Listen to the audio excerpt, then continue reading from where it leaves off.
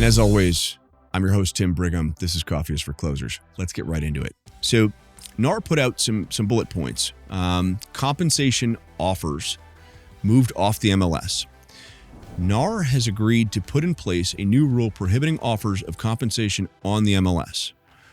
Offers of compensation could continue to be an option consumers can pursue off MLS through negotiation and consultation with real estate professionals.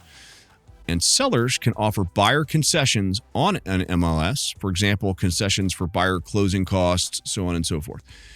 The changes are supposed to go into effect mid-July 2024. I'm sure you've seen it. I'm sure you have questions. What does that do for a buyer's agent, seller's agent relationship?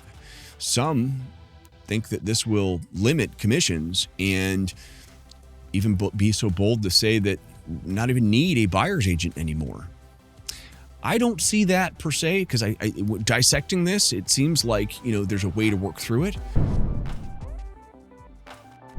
With me today is Holly Connors, founding member of VAT Properties, extremely experienced real estate agent, and also, if you get a chance, she has done a conversation with me walking through the streets on a previous episode talking about this exact same subject. I figured I would get her on the phone and let's talk it through. Holly, are you there? Thanks so much for calling me. I love your show, man. This is really cool. Thank you so much. For including me. Thank you. So I have a question for you, right? So we're trying to digest this whole thing that happened this morning, and there's a lot of questions. It's a little confusing. Would you mind just kind of sharing what your thoughts are on what just happened? Yeah, so this is really confusing. And basically, there's been an announcement from the National Association of Realtors that a settlement has been reached to stop the litigation of a major lawsuit and all the copycat lawsuits that go with that. This sort of settlement is still subject to court approval. So while we're all still trying to figure out what's going to happen next, the court still needs to approve the settlement. There are three big parts of the settlement. It doesn't include a particular company called Home Services of America. There's $418 million that's going to be paid over 4 years to those that have been impacted by this. And moving forward, we will no longer be able to offer a co-op to the broker. Now, what a co-op means, if you're new to real estate, is what the buyer broker receives as compensation as part of the agreement. And that is the part that most realtors or people that practice real estate, and those two things are different. We can talk about that later.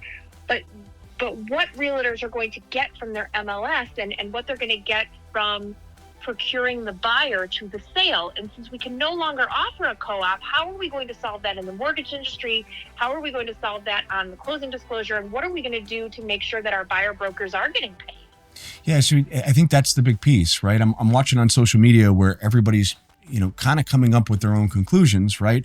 This is the biggest change to real estate since Dodd-Frank. So, we have to really be, in front of it. But what we learned from Dodd-Frank is that real estate professionals are resilient. We will find a way.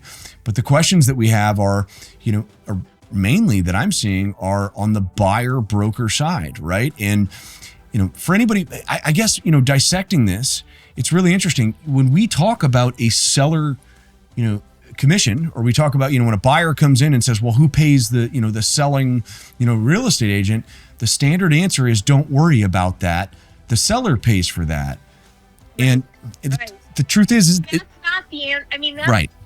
Really the right. There really hasn't ever been a right answer to this question, is who's actually paying the commission? Because the reality is the listing broker decides on a commission amount, and they determine how they're going to split that commission amount, and then they advertise that in the MLS through a co-op. Right. So how are those buyer brokers going to get paid next? I just don't know.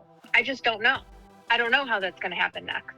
And I don't know, Tim, for you, how are you going to put that in the mortgage? How are we going to be able to disclose that on the HUD?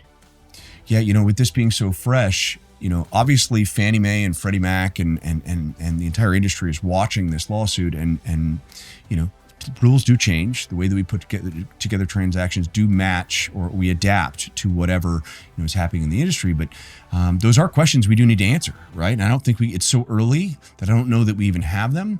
But my concern initially, right, is I want to address the fear that a lot of these agents have, if at all possible. Do you think that we're going to lose buyer agents? Do you think it's going to turn into a one agent transaction, or what do you see turning? No, definitely not.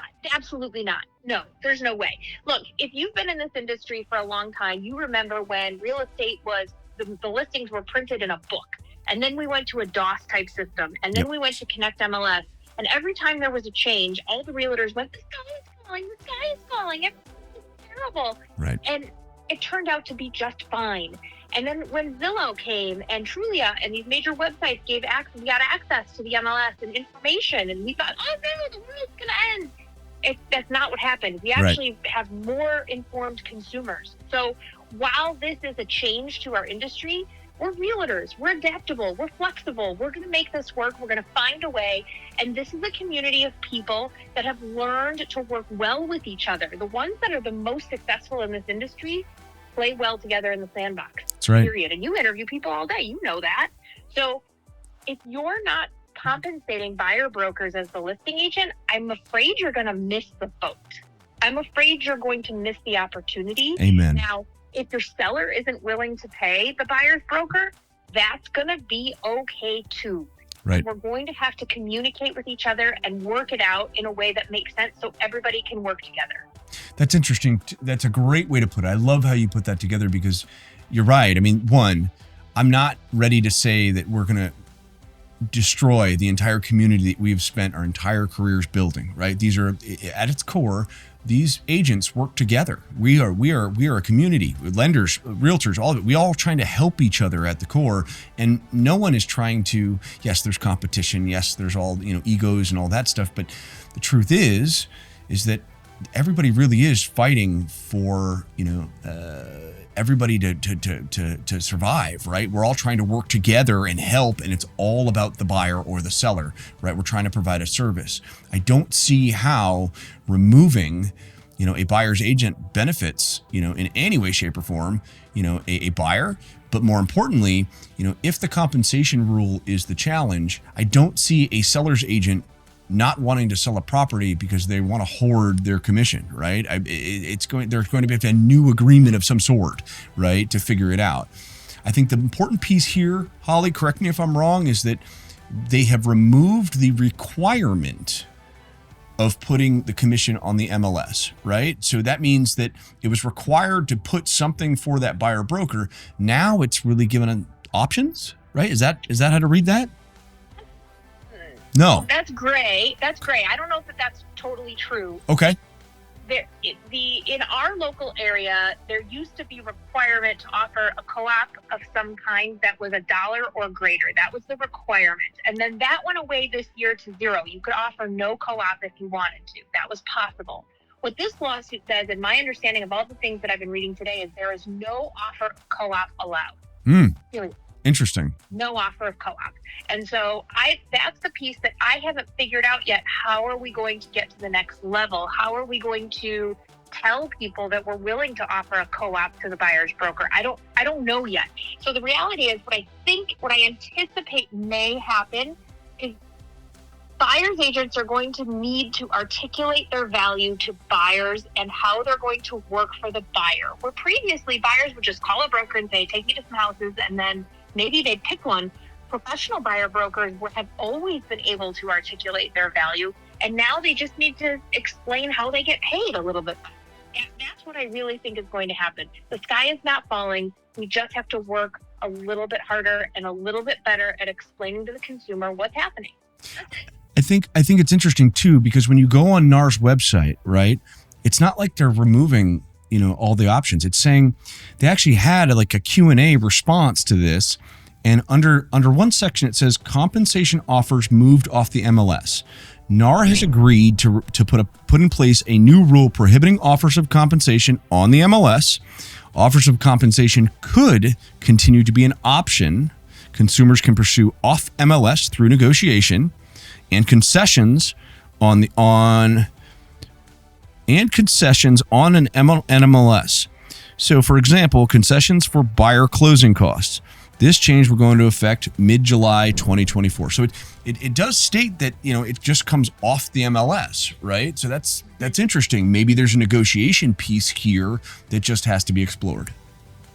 Yeah, and the reality is, for a seller, this is not a huge win. While it seems like a win on the surface that maybe they're not paying 5, 6, 7% in commission anymore, I think it's not a huge win for the seller, in that, in order to entice buyers to the right a buyer's broker, let me start over. If a buyer's broker is going to work, they're going to work in an effort of being paid. And how they get paid is going to be impactful to how that buyer writes an offer.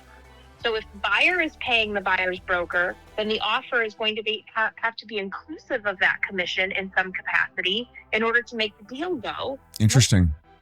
20, 25% down and a commission. They just don't have that coverage. The situation is that we still don't know exactly how this is going to play out. We don't know exactly how this is going to impact our business and exactly how it's going to impact each other. Again, when major websites came out and started advertising listings, realtors thought, I'm not going to let them have the information in my listing. I'm not going to participate in that. And those who didn't participate failed. They failed miserably. And I believe, just like real estate has changed year over year over year, we now need to adapt, and we need to find a way to continue to behave in a way that is beneficial to not only the consumer, but also each other. Kindness is going to go a long way in this industry. It's going to go real far. Holly, I beyond appreciate you taking time out of your day. I know you're so busy, and you've always been a wealth of knowledge, and I appreciate you so much for sharing your expertise. Thank you. Thanks, friend. You heard it here first, right? This is what's going to be happening in the industry, right? We have to figure it out together. You heard it. Being nice to someone's going to go a long way. Maybe we should just be nicer to each other. Let's work it out.